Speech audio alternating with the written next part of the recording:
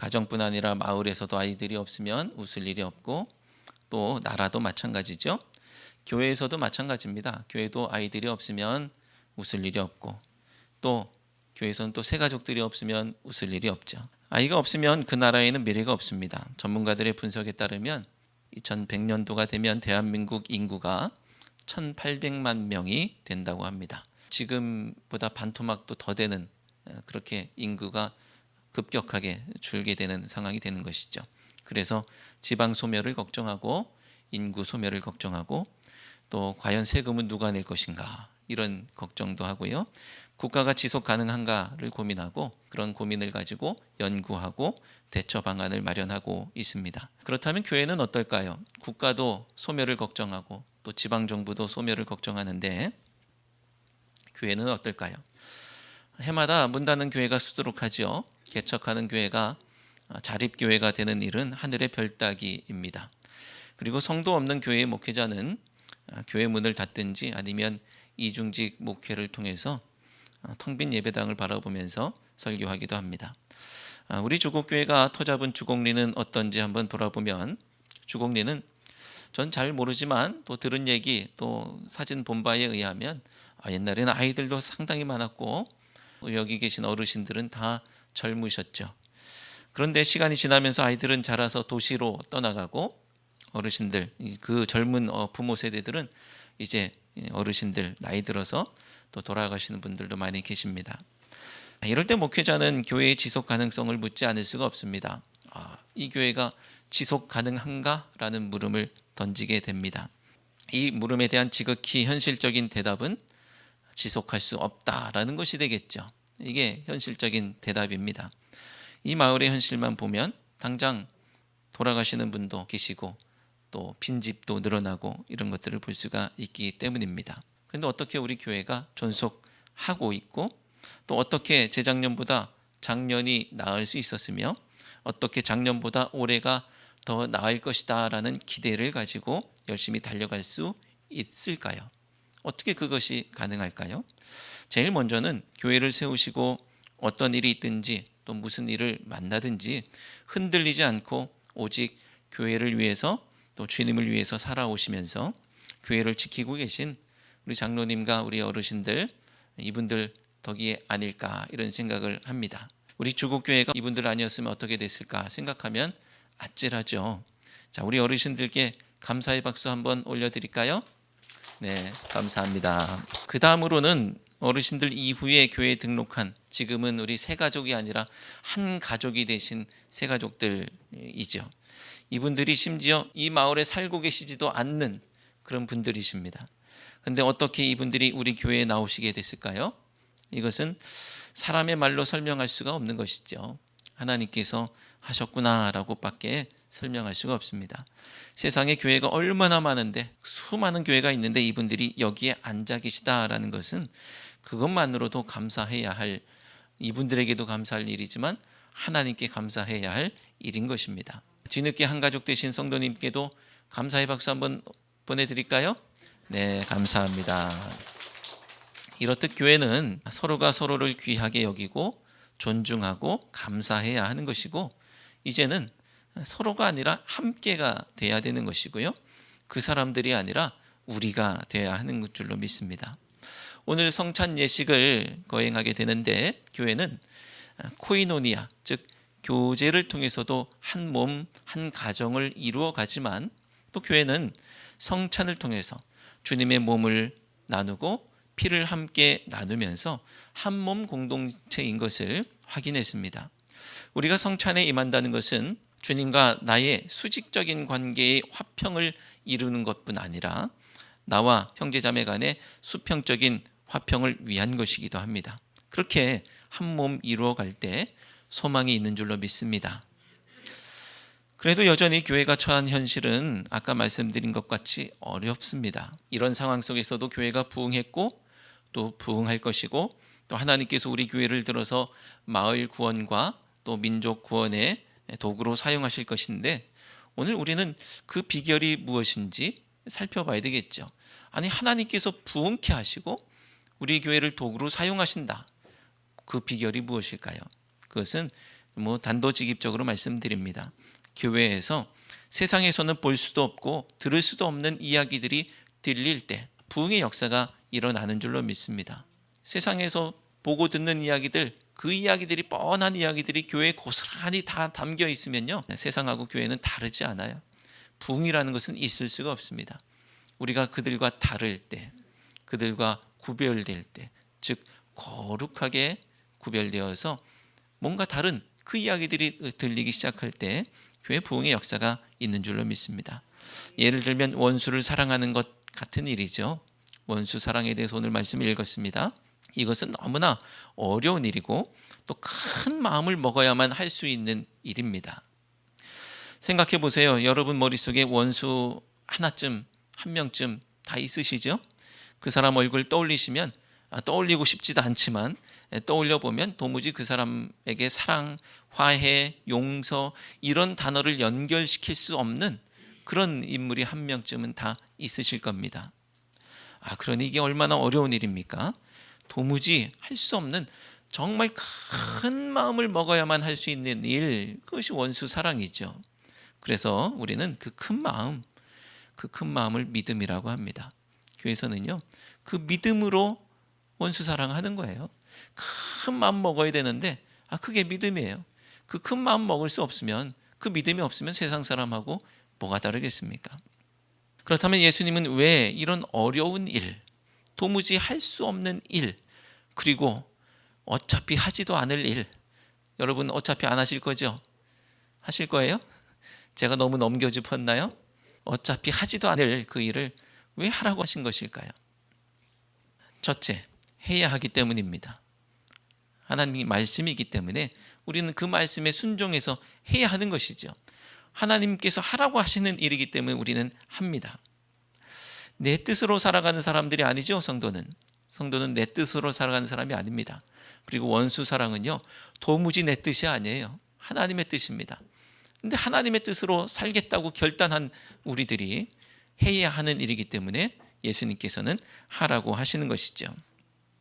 성도는 내 뜻대로 살던 사람이 이제 하나님의 뜻으로 살겠다고 발버둥 치는 삶을 살아나가는 사람들 아니겠습니까? 그러니까 내 기분, 내 감정으로는 도무지 그렇게 살지 않지만 하나님의 뜻이기 때문에 성령 안에 거하다 보니 그 일을 감당하면서 살게 되는 거예요. 그렇기 때문에 그렇게 살게 될 때에 나는 바뀌게 되어 있습니다. 이전에는 도무지 할 수 없는 그것을 하게 되어 있어요. 할 수 있게 되는 거예요. 이전에는 이 원수를 어떻게 하느냐, 이게 아주 중요한 문제지만 이제 주님 안에서 그게 중요한 일이 아닌 거예요. 이제 주님 안에서는요, 주님께서 기뻐하시느냐 슬퍼하시느냐, 이게 중요한 일이 되는 것이기 때문에 할 수 있습니다. 그깟 원수가 나에게 어떻게 했었는지가 뭐가 중요하겠어요? 중요하지 않은 일이 되는 겁니다. 성도는 그게 무엇인지, 또 그게 하나님의 뜻이라면 하도록 노력해야 하는 것이고요. 그리고 그리스도 안에서 장성했다면 노력하는 것이 아니고요, 해내고야 마는 것입니다. 예수님은 성도가 하나님의 뜻으로 살아야 하기 때문에 원수를 사랑하라고 말씀하십니다. 두 번째로는 예수님께서 하셨기 때문이에요. 원수 사랑 예수님께서 하셨습니다. 예수님께 원수가 누구였어요? 나였죠. 여러분 한 명 한 명이 하나님의 원수 되었던 그런 사람 아닙니까? 근데 하나님께서 그것을 하셨어요. 주님께서는 안 하시고 너희들만 해라 이렇게 하신 게 아니에요. 주님께서 친히 본을 보이셨고 나를 사랑하셨고 심지어 십자가에서 사랑하신 증거로 목숨을 내어놓으셨던 그 본이 있었기 때문에 우리에게 하라고 하시는 겁니다. 예수님은 하나님의 말씀에 십자가 져라 순종하셨죠. 원수를 사랑해야 돼라는 말씀에 순종하셨어요. 그런데 이것은 그저 기계적인 순종이라는 표현으로 쓰기는 좀 아쉽고요, 사랑하셨기 때문에 하신 것이죠. 원수를 위해서 목숨을 내놓는 것은 세상에는 없는 일입니다. 세상에 없는 일. 그래서 로마서 5장 7절에서 8절에는 이렇게 말씀합니다. 함께 로마서 5장 7절 8절 말씀을 읽겠습니다. 의인을 위하여 죽는 자가 쉽지 않고 선인을 위하여 용감히 죽는 자가 혹 있거니와 우리가 아직 죄인 되었을 때에 그리스도께서 우리를 위하여 죽으심으로 하나님께서 우리에 대한 자기의 사랑을 확증하셨느니라. 아멘. 혹 있다 이런 표현을 썼지만 없어요. 의인을 위해서도 선인을 위해서도 대신 죽어주는 일은 없습니다. 그런데 죄인을 위해서라면 뭐 더 말할 것도 없는 것이죠. 그런 일은 세상에 없습니다. 그런데 교회 안에 그 일이 있어야 되겠다는 거예요. 예수님께서 그것을 본으로 보여주셨고 우리 교회 안에도 그런 세상에 없는 일들이 넘쳐날 때 놀라운 일들이 일어난다는 것입니다. 절대로 할 수 없을 것 같고 불가능할 것 같고 있을 수 없는 일, 예수님이나 하실 수 있는 그 일. 그런데 중요한 것은 예수님께서 그것을 나더러 하라고 하신다는 것입니다. 그것은 할 수 없는 일이 아니고요, 할 수 있는 일이에요. 못하는 것이 아니고요, 안 하기로 결정한 거예요. 안 하기로. 하지만 하고 보면 할 수 있는 일, 내가 살아있으면 할 수 없지만 내가 죽고 내가 없어지면 할 수 있는 일입니다. 제가 의경 복무했다는 얘기를 몇 번 말씀드렸습니다. 뭐 여러 일들을 했는데 그 중에 교통근무도 했어요. 명절 때야, 추석 때 터미널 앞에서 정리를 좀 하는 겁니다. 터미널 앞이 붐비지 않도록 불법 주정차 못하도록 지키고 서 있으면 안 하겠죠. 의경이 서 있는데, 경찰이 서 있는데 그 앞에 불법 주정차 하지 않겠죠. 그러니까 거기 하나 세워놔요. 그런데 한 번은 어떤 차가 와서 서는 거예요, 터미널 앞에. 그래서 삐빅 하면서 진행하시라고, 거기 서면 안 된다고 삐빅 호루라기를 불죠. 그랬더니 운전자가 그냥 내려요. 내려서 터미널 안으로 들어가는 거예요. 어떻게 이러실 수 있나 이런 생각이 들었지만 옆에 동승하신 부인 되시는 것 같아요. 옆자리에 앉아 계시더라고요. 그래서 제가 그분이 옮겨서 이동하실 건가 싶었는데 그러지도 않으시는 거예요. 계속 이동하시라고 삐빅 하고 있는데, 이동하시라고 그랬는데 대꾸도 안 하고 가만히 계시더라고요. 근데 좀 있다가 남편이 나왔어요. 운전자가 나왔습니다. 자, 이제 스티커 발부가 남은 거죠. 이제 이분 이제 가만둘 수가 없죠. 그런데 그때 어떤 상황이 벌어졌냐면요, 조수석에 앉아있던 부인께서 운전석으로 옮겨 앉으시고 남편을 태우시고 출발하시려고 하는 거예요. 보내드릴 수 있어요, 없어요? 보내드릴 수가 없습니다. 운전면허증 내십시오 했더니 대꾸도 안 해요. 그리고 제가 차를 막아서니까 제 발을 밟고 지나가는 거예요. 못 간다고 이제 막아서니까 저한테 호통을 치면서 비키라는 거예요. 근데 이 공권력이 그럴 수 없지 않습니까? 그래서 절대로 못 보낸다고 막아서고 승강이를 하고 있는 거예요. 여러분, 제 마음이 어땠는지 아세요? 그분은 제가 평생에 처음 보는 분이고 그 자리에서 한 10분, 20분 잠깐 본 사람이지만 제 인생 최대의 원수예요. 여러분, 제 인생 최대의 원수. 다른 스티커, 다른 딱지는 안 끊어도 이 딱지만은 꼭 끊어야 되는, 이분은 절대로 그냥 보내드릴 수 없는 제 인생 최대의 원수가 제 눈앞에 있습니다. 그런데 저 옆에서 제 고참 의경이 뭐 잘 상황도 모르죠. 와서 이 무슨 일이냐, 이제 그래서 이러이러합니다라고 말씀드렸죠. 그랬더니 그냥 보내드리래요. 여러분 어떻게 하시겠습니까? 절대로 보내드릴 수 없죠. 부대에 들어가서 혼나는 한이 있어도 절대로 보내드릴 수 없죠. 근데 저는 그냥 보내드렸어요. 제 인생 최대의 원수를 그 자리에서 그냥 보내드렸습니다. 살짝 갈등이 됐죠. 절대로 그럴 수 없는데 그래도 보내드렸어요. 제가 큰 마음을 먹은 거예요. 큰 마음 먹고 보내드렸습니다. 도무지 하고 싶지 않은 일, 할 수 없는 일입니다. 그런데 저는 그 순간 그 일을 행하고 어떤 경험을 하느냐 하면 내가 없어지는 경험, 내가 없어지는 거예요. 그 경험을 하고요, 내 생각, 내 뜻, 내 고집, 내 감정이 하나도 중요하지 않구나, 이 사실을 경험하게 됩니다. 오직 그분의 뜻만이 중요하구나, 내가 그분의 뜻에 순종하고 그 명령을 지켜냈다는 사실 자체가 너무나 영광스러워지는 거예요. 이 사람하고의 관계, 이게 뭐가 중요합니까? 근데 내가 주님의 말씀에 순종해서 할 수 없는 그 일을 했다는 그 사실이 나를 영광스럽게 하는 거예요. 평생 미워하고 용서하지 못하고 그 감정을 붙들고 살아가는 그 마음, 누가 더 손해입니까? 자기가 손해죠. 그런데 말씀에 순종할 때 내가 영광스러워지는 경험을 통해서 할 수 없는 그 일이 할 수 있는 일이었구나라는 사실을 알게 됩니다. 제가 먹었던 그 큰 마음, 그것을 교회에서는 믿음이라고 하죠. 예수님께서 나라는 원수를 위해서 목숨을 바치셨다면, 그렇다고 한다면 믿음 안에서 내가 못할 일이 무엇이 있겠습니까? 여러분이 믿음 안에서 못할 일이 무엇이 있겠습니까? 그래서 우리는 이 말씀을 그렇게 좋아하고 그렇게 고백하는 것이죠. 빌립보서 4장 12절 13절 말씀 함께 읽겠습니다. 나는 비천에 처할 줄도 알고 풍부에 처할 줄도 알아. 모든 일 곧 배부름과 배고픔과 풍부와 궁핍에도 처할 줄 아는 일체의 비결을 배웠노라.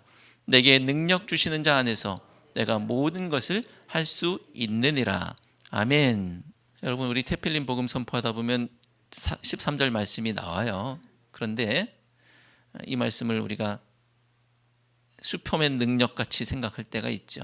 내가 다 할 수 있어. 저 이 쇠도 구부릴 수 있고, 이런 말씀이 아니고요. 너희들이 못하지 않는다는 거예요. 우리가 이거 할 수 없는 일이야. 나 용서할 수 없는 일이야.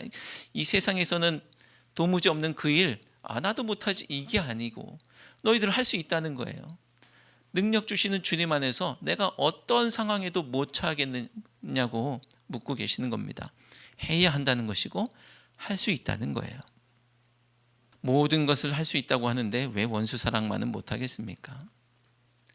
권위에 순종하는 것을 왜 못하겠습니까? 할 수 있죠. 예수님께서 할 수 있게 하실 것이기 때문에 세 번째로 우리는 또한 할 수 있습니다. 마음만 먹으면 됩니다. 마음만 먹으세요. 그것이 순종의 마음이든 아니면 사랑의 마음이든 내가 죽겠다는 마음만 먹으면 되는 거예요. 내가 죽으면 하나님의 뜻이 살고, 내가 죽으면 교회가 살고, 내가 죽으면 결국 내가 사는 거예요. 내가 죽지 않으면 하나님의 뜻도 이루어지지 않고, 내가 죽지 않으면 교회도 죽는 거예요. 하지만 내가 뭐가 중요해요? 하나님의 뜻이 중요하죠. 내가 살고 내 기분, 내 감정, 그게 뭐가 중요해요? 교회가 사는 게 중요하죠. 그런데 그것이, 내가 죽는 것이 결국은 내가 사는 길이라는 것이죠. 그렇게 내가 죽기만 하면 하나님께서 성령을 부으실 것입니다. 성령은 내가 할 수 없는 그 일을 하게 하는 힘이에요. 내가 성령을 구하는 이유는 그냥 은사 받고 싶어서, 그냥 체험하고 싶어서 그게 아니에요. 할 수 없는 그 일을 하기 위해서 성령께서 나에게 임하셔야 되는 겁니다. 예수님께서 원수 사랑을 말씀하시는 이유는 할 수 없는 일이지만 해야 하는 일이기 때문이고, 또 그렇기 때문에 역설적으로 할 수 있는 일이기 때문입니다. 할 수 있도록 힘을 주실 것이기 때문에 우리는 주님 앞에서 그 일을 할 수 있는 거예요. 다시 처음의 질문으로 돌아갑니다. 우리 주곡교회가 부흥하고 또 하나님께서 선교의 도구로 사용할 수 있는 근거가 무엇일까요? 마을 주민들이 바라볼 때 교회가 더 끔찍하다, 이런 말을 듣는다면 있을 수 없죠. 마을 주민들이 볼 때 교회나 우리나 별반 다르지 않아, 이렇게 되면 할 수 없습니다. 교회가 우리보다 못하다는 말을 들어서는 있을 수 없는 일이죠. 교회는 역시 다르구나. 교회는 역시 다르구나. 교회는 어떻게 그런 일을 할 수 있을까라는 놀라운 감탄이 나오는 그런 일들이 벌어질 때, 교회 안에 세상에 없는 놀라운 이야기가 있어야 그런 일들이 벌어지는 것이죠. 교회에 와서 세상에서 듣도 보도 못한 일, 그것을 보고 그 소문이 퍼져야 교회는 소망이 있는 줄로 믿습니다. 오늘 성찬을 통해서 죄인을 위해, 또 원수를 위해 당신의 몸을 내어놓으신 예수님을 만나고 내가 1만 달란트 빚진 자라는 사실을 깨닫고, 그리고 나도 말씀에 따라서 주님께서 나를 용서해 주시고 탕감해 주신 것처럼 나도 탕감해 주고 나도 용서하고 또 나도 사랑하는 그것을 결단하고, 세상에 없는 놀라운 이야기로 교회를 가득 채우는 우리 모두가 되시기를 주님의 이름으로 축원합니다. 기도하겠습니다.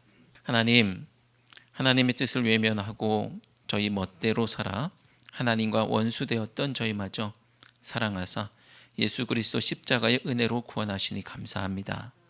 하지만 구원받은 백성임에도 여전히 하나님의 뜻을 외면하고 있는 저희의 모습을 봅니다.